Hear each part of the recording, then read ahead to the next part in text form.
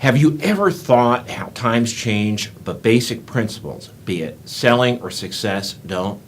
I'm reminded of that when I think of Rhonda Byrne's success with her book, The Secret, several years ago. She took principles that were developed in the 1800s and in Napoleon Hill's Think and Grow Rich and brought those principles to a new generation.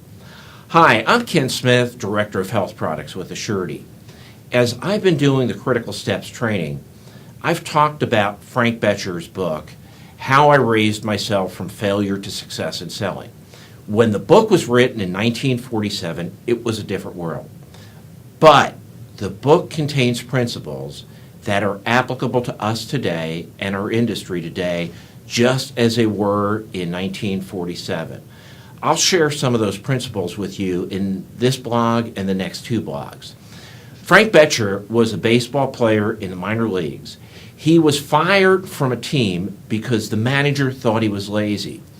Bettger really said he was so nervous and scared that he wanted to hide his fear from the crowd and the other players.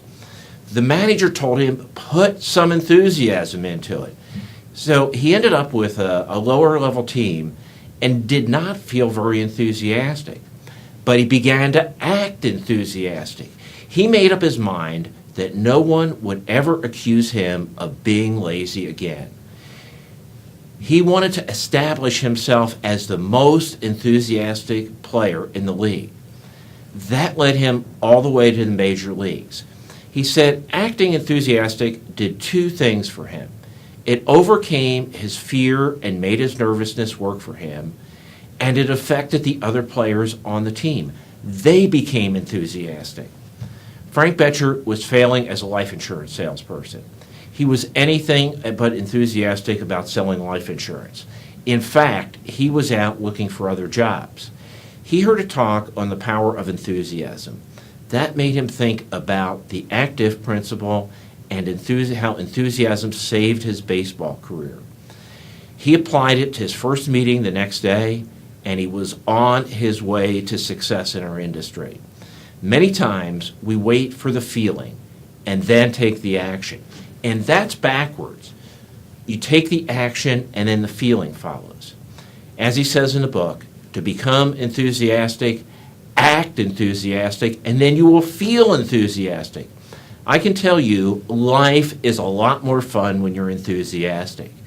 With anything new, like presenting critical illness, you may be a little nervous. Acting enthusiastic will take that nervousness away. I want to close with a thought from the great Vince Lombardi. If you aren't fired up with enthusiasm, you'll be fired with enthusiasm. Post your comments and questions. You can contact me, ksmith@assurity.com.